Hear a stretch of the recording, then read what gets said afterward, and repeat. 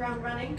In '94, he established our first Harvard Skin Disease Research Core Center with a P30 grant from the NIH. So kind of a big deal for a guy that young, I think, so I've learned.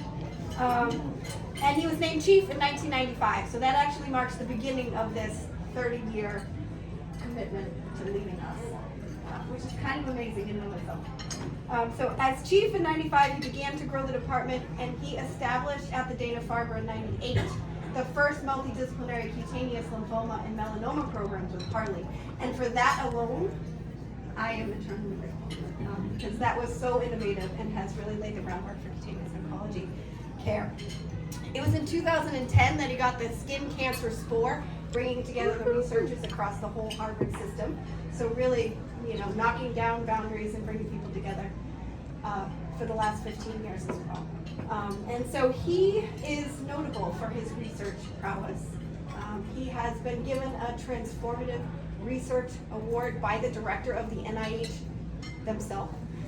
And many of you probably don't know that he has had continuous funding from the NIH for 35 years. So he has personally amassed $84 million in funding from the NIH. And so your research accomplishments alone are worth celebrating tonight. I actually called Matt Opperman and I was like, this math is not checking out. Is this a real number? That's $2 million a year. Did he really do that? And he was like, hey, that's an underestimation. I've never seen anyone as successful at getting funding as Tom Cook. So he's been just an incredible research leader, but an even better mentor. So Tom has also produced 8 chairs, a bunch of chiefs, and there are people in this room have turned down multiple chair offers because it was so important for them to remain on his team.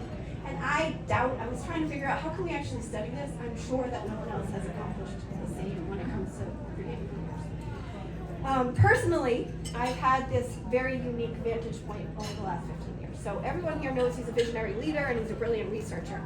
But I've had the opportunity to observe Tom every single week in CTCL clinic. And starting as a fellow, where we were literally both on our knees with Marianne, looking at tumors, weeping. What many people don't know is that Tom is a brilliant, profoundly compassionate clinician. His empathy knows no bounds. And whether it was walking with Marianne and I over to the Jimmy Fund Clinic to comfort the parents of a child with lymphoma, or to the hospital to have a conversation about end of life in one of our sickest patients, Tom has always shown up as a clinician. And that combination of NIH funding and just being a brilliant clinician is unheard of, and really, really hard. His ability to distill the most complicated malignant immunology concepts in a way that comforted patients, family members, the medical students, faculty, is really unbelievable. And he always has done so with this real calm, never annoyed, never arrogant. I must have asked him 460,000 times to explain the flow cytometry to me. He just does it, it's hard. And it's really incredible. And he has shown, week after week, that he wants to hear from us. So one time when I was a junior faculty member, I think I was 1 year in, another junior faculty member came up to me and I was telling them about a conversation I'd had with Tom in clinic, and they were like, you talk to Tom like that? I was like, yeah, what do you mean? He's so intimidating.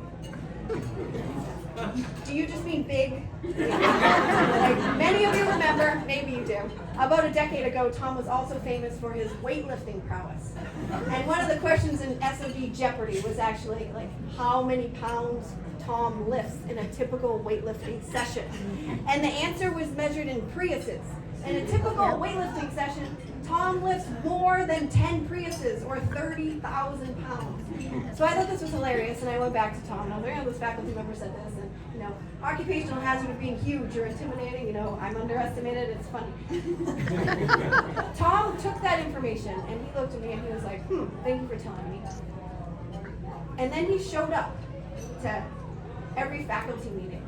And he started making meetings with the junior faculty because he didn't want to be intimidating. He wanted to make sure everybody knew that they could approach him and that they could share his thoughts. And that's really just how much he cared about hearing from us. I told you, I have the long part, so. Keep going, it's good. Thanks. He's always been welcoming, inclusive, focused on the entirety of the department and its people, regardless of the institution on our lapel, right? We got that from you. He's welcomed the Dana-Farber team to his home into SOD because it's always been about the team and not about the institution. And I can't express to you like how grateful I am for that. They've been my family since the beginning, and we've brought them in. And it was in 2010, but it was also 2 weeks ago when he said, Annie Silk is one of us. We're gonna make sure she's taken care of. And that's the way Tom leads. He leads for his people. He's proud of us. Sometimes he's big proud, and he's effusive with his praise, and he nominates as many faculty as he can, and as many staff, and as many administrative leaders for every single award that comes down from the Brigham or MGB. You should see him in these meetings. He stops us, he interrupts, and he's like, who are we forgetting? Oh, this person. He mentions everyone. He tries to fill these holes and make sure we're getting our faculty nominated. But he's also a little proud. I was looking back and I was remembering the AAD, and we're sitting there, and it was Cece's first presentation at the AAD and CTCL, and he texted me in the middle, and he said, she is so good. We are so lucky. And I was like, oh, he was so proud of just how awesome his faculty was. So he's always been inclusive. He's always been an advocate. He's advocated for us in big ways over the years. I don't know who was here, but remember when Brigham tried to take away our maternity leave and cut it back by 4 weeks? Tom literally went to war, and he battled for us to make sure that even if it was at a cost to our department, that our faculty got what they deserved, which was the maternity leave that we had always had. And it didn't take much. I was like, Tom, it's 2015. Like, they can't take away maternity leave. And he fixed it. He advocated for us. And he advocates for individual faculty when they need a little bit of support, when there's a concern about bridge funding, when they're having a personal health crisis or a family health crisis. He has always shown up, and he's advocated for us. He's shown us his humanity. I've watched you take care of yourself. I've watched you take care of your patients. I've watched you take care of your family. I've seen your humanity. And so when I needed to show up in your office and ask for help and say, you know what, my sister-in-law is going on hospice. I'm worried about my kids. I'm worried about my nieces and nephews and my husband. I need to leave, and I don't know when I'll be back. Tom just looked at me and he said, take care of you. Take care of your family. We've got you. I'm crying, and he's saying, we've got you. We've got you. You just take care of you. So you have created this community, this family here, this environment that has like directly and indirectly populated literally every aspect of academic dermatology. If you think about the impact of just one leader on the field, if you think about the impact of Ruth Ann and her trainees and their trainees on the field of dermatology, or Paul Neum and Merkel Cell, like the impact is just immeasurable. And you have nurtured so many of us that your reach is absolutely infinite. So we didn't need HMS to come and tell us that we had the best leader of the best dermatology program in the country. The position doesn't matter, whether you're in the lab or you're long retired sipping wine in the south of France, you will remain forever the leader of the best dermatology program in the world. And that is because this network extends far beyond the walls of the Brigham in time and in space. They say that, like, we keep hearing institutions don't love you back. How many times have we heard this in the last 2 years? A lot. We've been feeling it. But people do, and you have shown us that leaders can love us back. And so I just want to thank you for loving this department and for loving us and our people the way that you have, because I am eternally grateful, and I'm really hoping that you can find joy in this next chapter. You are the GOAT.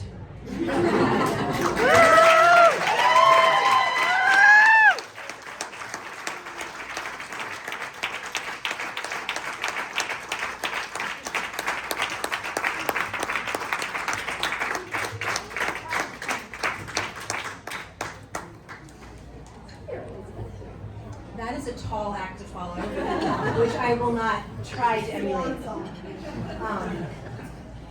So I'm going to speak much more briefly than Nicole, but with the same gratitude to Tom, and thank you for allowing me to share my story. So back in 2008, which I'm kind of embarrassed to admit we've had, the interview process for faculty looked very different. So Tom and I were going to meet at the, is it Starbucks? Yeah. Does Starbucks even exist? Yeah. Was it something else? It was some coffee shop in Cambridge.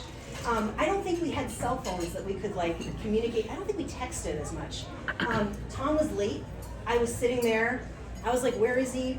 I was about to leave, and then he showed up, and so we had our interview, and that was it. That was my interview for Brigham Dermatology, and I said to Tom, because I tend to say things like this, I don't think I can join a department that doesn't have phototherapy. There wasn't any phototherapy. Very honestly, I think I'll have to go somewhere else. So he said, oh no, we'll get you phototherapy. In fact, you'll lead it. I'm a senior resident. I'm like, I have no idea what you're talking about. And I thought to myself, this man is crazy. I mean, either he has vision or he's crazy. And he clearly has no idea about me, because what business do I have leading anything? Especially something that I don't know anything about. But you know what?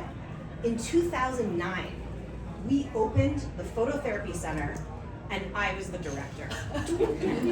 Crazy. And I said to him, but what if I fail? And he said to me, you won't fail. And you know what? I didn't fail. And it's because he gave me the resources, and he gave me the confidence, and to succeed. And I did. And I just want to say, this is my story, but I look around this room and I think every single one of us probably has a similar type of story, maybe not in Starbucks, but a similar type of story where Tom took a flyer on us. He looked at us, he had vision, and he said, I'm gonna take a chance on this person to do something a little bit crazy that hasn't been done before. And I support them, and I think they can do it. That's incredible. That kind of vision, that kind of faith in all of us to be leaders, to be innovators, in whatever capacity it is. It doesn't have to be research, it can be clinical, it can be anything. You respected all of us, and you took that chance on us. And I look around this room, and honestly, I am here because of all of you, my colleagues, because this is a group of people that I want to be with. I don't want to be with anyone else. I don't want to work with anyone else. I love this group. And the collegiality that we have and the culture that we have, that's because of Tom. It starts at the top. He has created this sense of community for us, this sense of yes, and this sense of we can do it together. And I just really appreciate that. I think it's very rare. And so I thank you for giving us this community. So that's it, thanks.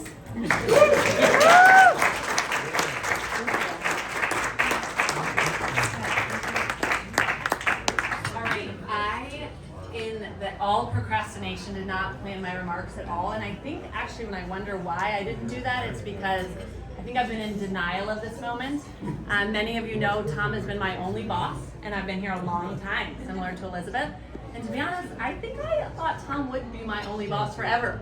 Like in my head, I was just like, forever, right?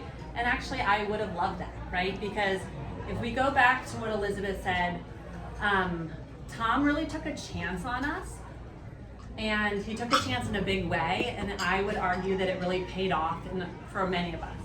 So going back to that 2008, I was also a resident. I was a chief resident here, and I told Tom all sorts of things I wanted to do, and he just kept saying yes. And I was like, okay, this sounds like it might be pretty fun, right? But like, who does give someone the chance when they've had no formal training to start connective tissue disease clinics and autoimmune skin disease programs, and to do a teaching fellowship, and to, oh, maybe I'll do an MPH, and I could go on, right? Start a derm room fellowship even though I hadn't had formal training, and I started working on that when I'd been here for a month, right? So everything I really asked, he allowed to come to fruition, and then he ideally gave me those skills to try to pass on to others moving forward. And I think you're going to hear a lot of themes, I think, because I listened to Nicole and I listened to Elizabeth. Some of the words they use are the same words I use, right? So I would always tell people, you want your boss, and again, Tom's been my only boss, you want them to be a yes person, not a no person.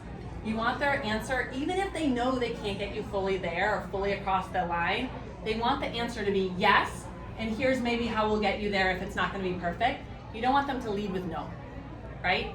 Never work for someone who leads with no. That would be a big advice I'd give everybody. And I never have, right? Tom's always led with yes. And actually it's interesting because I love that story Nicole told, and I might even like tell it almost a little bit more, this maternity leave thing. Because not only did they say he had to shorten maternity, but when he pushed back, they probably tried to shut him down by saying, well, if you do that, you have to lengthen paternity. And Tom was like, fine, we're doing it. Because we're not like reducing the time our people get off to take care of their children and like going back 2 decades or 3 decades or whatever it may be. And that was like just one of the times where I really felt like, wow, like this is what real leadership is. This is what sort of like drawing the line in the sand, you know, standing up for what you believe in. And I also want to just mention something that many of you have heard. You know, Tom gave me my first vice chair job when I was pregnant with my first child. Like very visibly pregnant, young, very young woman, very pregnant, you're gonna be a vice chair, right? And actually, I think that's highly unusual. And it's something that I've never forgotten, right? And this department has supported me through 4 children, as many of you know. And I never felt that that was a barrier to my success or a barrier to what I hope to accomplish. And I also think that's highly unusual. And that goes back to sort of this feeling of he really always did what was right. And he always looked out for us. One other thing I want to talk about a little is that I've really had the honor of doing recruiting for this department for about the last decade, because in similar circumstances, when I became a vice chair, I essentially said that I wanted to lead recruitment. And in one day I was leading recruitment, right? And so the reason though why this has actually, in my opinion, been quite easy for me is because when I talk to people about what I love about the department is all the things I just shared, and that I feel like the things that I can promise people actually happen, right? The culture that we have here and the support we have from all of the leaders, really the leader sets the tone, right? And Tom has set that tone for us, that we really want to look out for our people, we want to stand up for them, we want to take care of them, and I do feel like that is the tone that we have here, and I feel like that's why it has been something that I've really enjoyed. And I look at many of the young faculty here and I feel very proud of you, and I feel very proud that you're here. And I know Tom feels that way too. And I feel that you're here because sort of he allowed that to happen. And for that, I'm really grateful because it's a really meaningful part of my job for the last decade. One other thing I just want to mention, because again, I heard this word a lot from Elizabeth and Nicole, and I would say that this is a word I've used a lot to describe Tom because I lecture a lot all over the country and the world, and people always ask me like what I love about the Brigham. And one of the first things I say is that my boss is like a visionary leader, right? I essentially say, you know, he lets you do what you want. You can run with it, right? That sort of going back to that leading with yes. I never felt like there were any limitations placed on me and my academic life here. And you know, I feel like that's something that I've been able to convey to people, and they're always sort of surprised, right? It's something that's quite unusual in academics to have the support from senior leadership be so visionary. And I would just want to kind of conclude on that feeling. I feel like Tom has been a visionary person for me. He's really what's allowed me to do what I've done in my career, but also I know many of you would say the same, and that visionary leadership is something that we cannot underestimate and that I'm eternally grateful for. Thank you, Tom.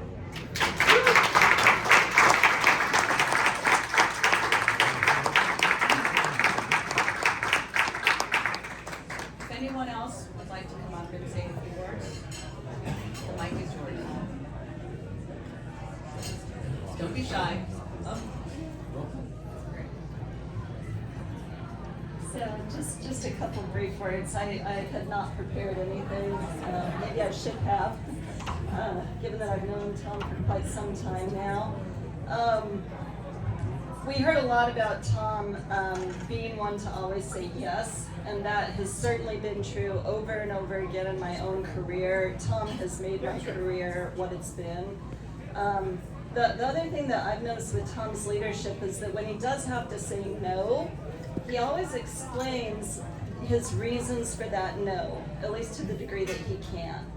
And he always seems really sad about it because he's thinking about how we're going to feel about it. You know, how the person on the other end of that no is going to be thinking about it and handling it, and what it means for them in terms of their career and their next steps or whatever it is that's on their mind. And so, you know, that's a real gift, you know, being able to break that bad news, whether it's to patients or to your faculty, in a way that we can understand. And because we know your rationale, and you were always transparent about that rationale, we always know that you did your best for us. And then, just on a personal note, you know, Tom has helped me along so many steps of my career. But most recently, I was just having my career conference, my last career conference of many, with Tom, and I was talking about how, you know, I might have to leave my professorship in about another year because of this company that I'm starting. And, you know, and it was kind of sad, you know, because, you know, you work hard to get there. And Tom, I know, was proud of me for getting to that point. And, you know, as the first one in our department who wasn't a scientist, like him and Rachel, who had been able to be a full professor. And he said, you know, he said, if that happens, he said, you can come back. He said, Marty Min came back. And I thought, wow, can I? You know, like just opening that door, saying that I always have a place here, and that you know, it ain't over till it's over. That made me feel really, really, really good. And I'm just very grateful to you for that, for always leaving doors open, not just for me, but for all of us. Thank you.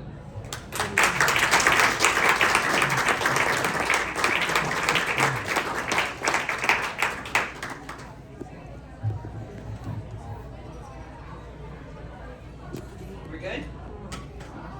Thank you all. I think. Oh, we have one more. You have to applaud a dermatologist with an oncologist. Tom and I started the CTCL clinic together 26 years ago. And I was a nobody. I still am. And he treated me like I was, you know, a super professor. And we started this clinic together. We saw patients side by side for 26 years and still counting. And I saw his ability to really know how to handle this disease, to develop new treatments, to move forward, but also the compassion he had for the patients. These patients are sick, they have horrible skin disease, it's a horrible thing. But his compassion was the main thing, along with his brilliance. And it's been a pleasure to know and work with him. And I thought maybe an oncologist should throw that in. Thank you.